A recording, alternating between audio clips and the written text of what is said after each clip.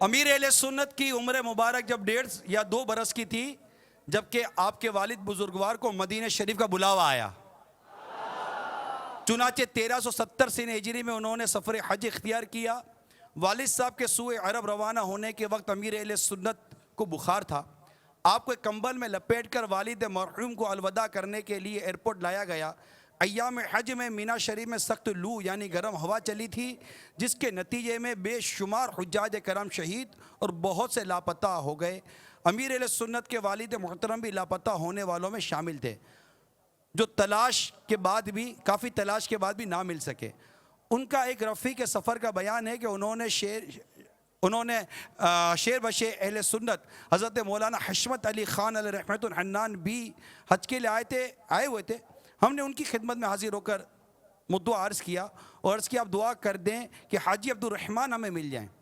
انہوں نے دعا کی اور فرمایا کہ مل جائیں گے انشاءاللہ عز و جل۔ بالآخر وہ ہمیں جدہ شریف کے ایک ہسپتال میں سخت علالت کی حالت میں ملے۔ انہیں لو لگ گئی تھی اور اسی حالت میں وہ 14 ذوالحجۃ الحرام 1370 سن ہجری کو اس دنیا سے رخصت ہو گئے۔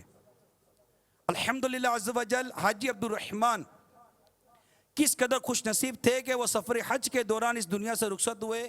سفر حج کے دوران انتقال کر جانے والے کے بارے میں رحمت کونین صلی اللہ علیہ وسلم نے فرمایا، جو حج کے لیے نکلا اور فوت ہو گیا قیامت تک اس کے لیے حج کا ثواب لکھا جائے گا، اور جو عمرہ کے لیے نکلا اور فوت ہو گیا اس کے لیے قیامت تک عمرے کا ثواب لکھا جائے گا، اور جو جہاد میں گیا اور مر گیا اس کے لیے قیامت تک غازی کا ثواب لکھا جائے گا۔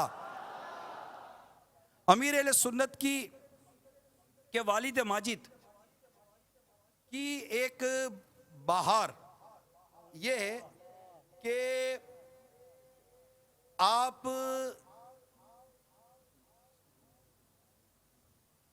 غوث پاک رحمت اللہ تعالیٰ علیہ کے بہت چاہنے والے تھے۔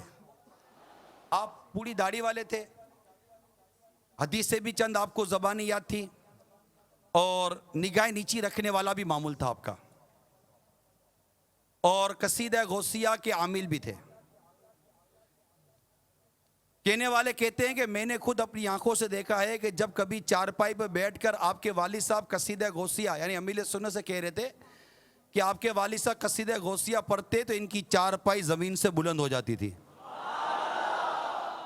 سبحان اللہ۔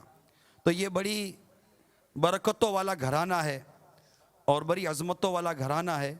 اللہ تعالی ہمیں اس گھرانے اور امیر اہل سنت کی غلامی سے وابستگی مرتے دم تک عطا فرمائے۔